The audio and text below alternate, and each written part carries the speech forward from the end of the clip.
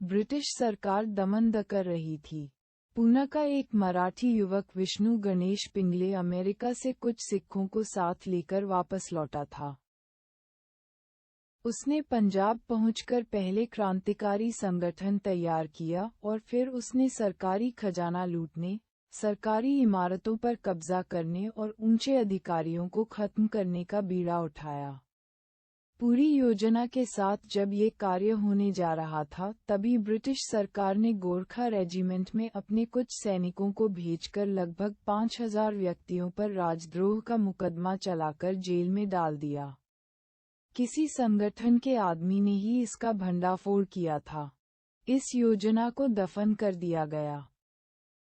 उधर भारत से बाहर भी लोग क्रांति करने की योजना बना रहे थे। इसके अंतर्गत विदेशी लोग भी शामिल थे। एक अलग प्रकार का ही माहौल बना हुआ था। इसी माहौल में ही डॉक्टर अंबेडकर इंग्लैंड से भारत लौटे थे। विदेशों में रहकर डॉक्टर अंबेडकर ने सिर्फ विश्वविद्यालयी पढ़ाई और शोध नहीं किया था, बल्कि वहाँ के समाज, संस्कृति, रीति रिवाज आदि सभी का अनुभव प्राप्त किया था। बड़ी तेजी के साथ विश्व बदलता जा रहा था और आकाश को छू रहा था। ये सब सवाल नए थे।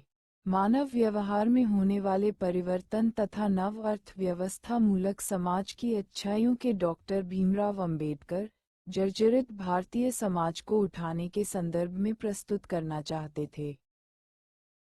डॉक्टर अंबेडकर उपनिवेशवाद के सूर्य को अस्त होते हुए देख रहे थे और वो ये भी सोच रहे थे कि नव पूंजीवाद उसके ध्वस्त अस्तित्व पर किस तरह पंजे जमा रहा है। वह ये बात जानते थे कि विदेशी पर्यावरण के कारण विश्व व्यक्तिवाद तथा समाज दो गुटों में उभरकर सामने आता जा रहा है। यदि अर्धविकसित देश ऐसे हालत में नहीं संभल पाया तो वे देश को भौगोलिक रूप से आज़ाद कराकर भी पुनः नव अर्थतंत्र की जकड़ में आ जाएंगे और दूसरे देशों के हाथों में उन देशों को चलाने की चाबुक आ जाएगी।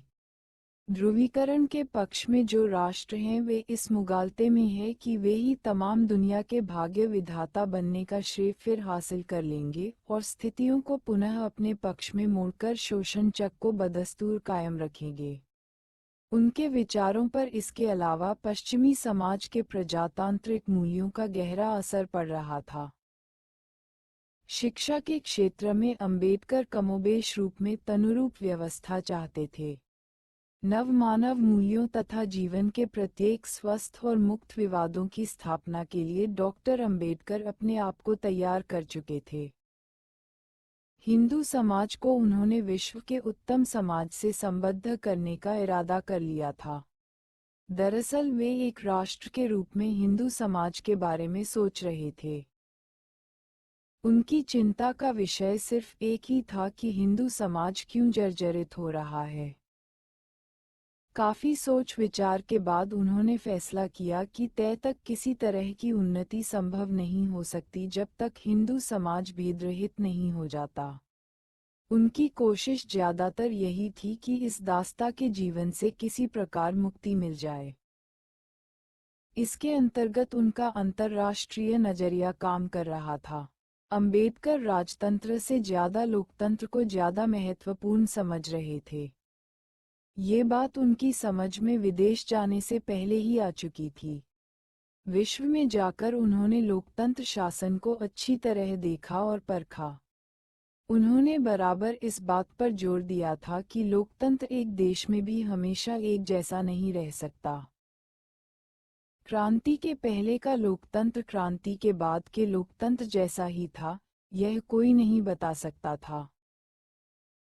1932 के एक्ट के तहत वहां बाद में परिवर्तन हुआ है और उसके कार्य करने की स्थितियों का और अच्छा विकास हुआ।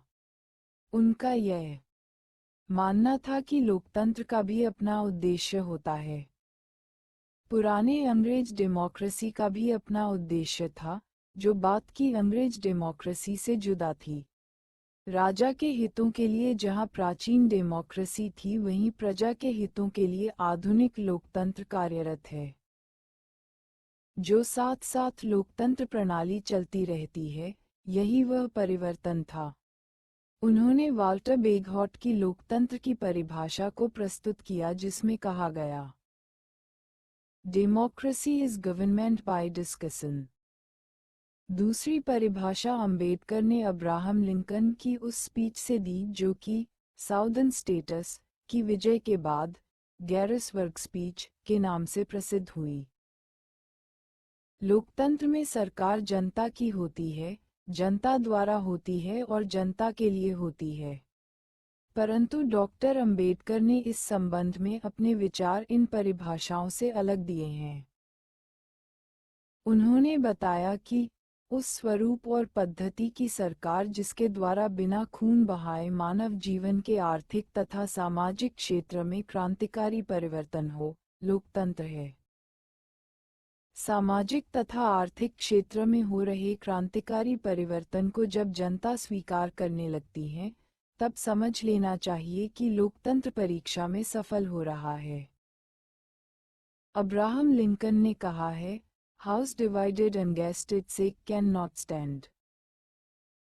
इसी के साथ ही उन्होंने दक्षिणी स्टेटस और उत्तरी स्टेटस के मतभेदों का जिक्र करते हुए कहा था, आप अगर दक्षिण की स्टेटस और हम उत्तर की स्टेटस से विभाजित हो जाते हैं तो हम बाहरी दुश्मन के आक्रमण का मुकाबला करने में सक्षम नहीं हो सकते। यही निष्कर्ष डॉक्टर अंबेडकर के विचारों का भी निकलता है कि विभाजित होकर स्वस्थ जीवन नहीं जिया जा सकता। उन्होंने जोर देकर इस बात को दोहराया था कि लोकतंत्र की नाकामयाबी की असली डॉक्टर भीमराव अंबेडकर वजह बनता हुआ होना है। इसी के साथ ही उन्होंने इस बात को भी जरूरी बताया है कि प्रशासन और कानून में समानता होनी चाहिए।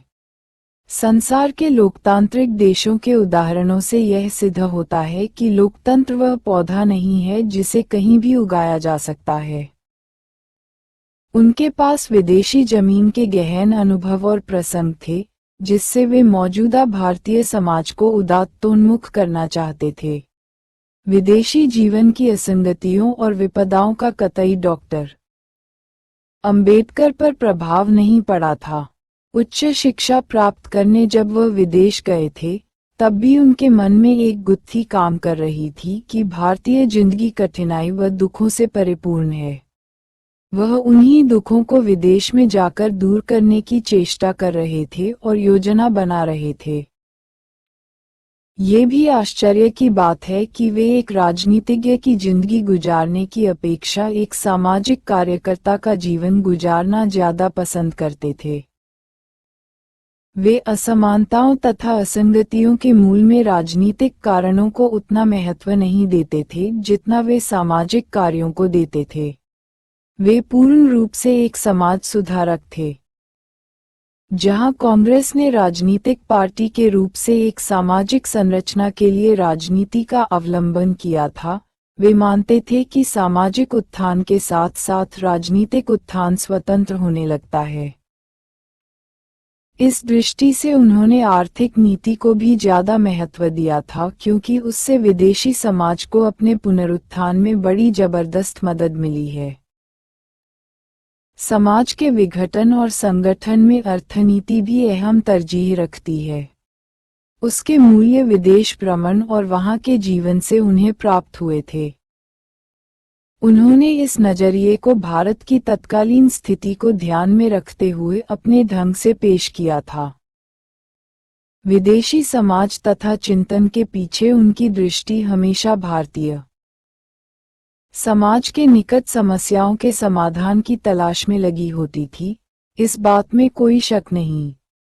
इस नजरिए से उनकी इन उपलब्धियों का उनके जीवन विकास में असंदिग्ध रूप से सशक्त महत्व है।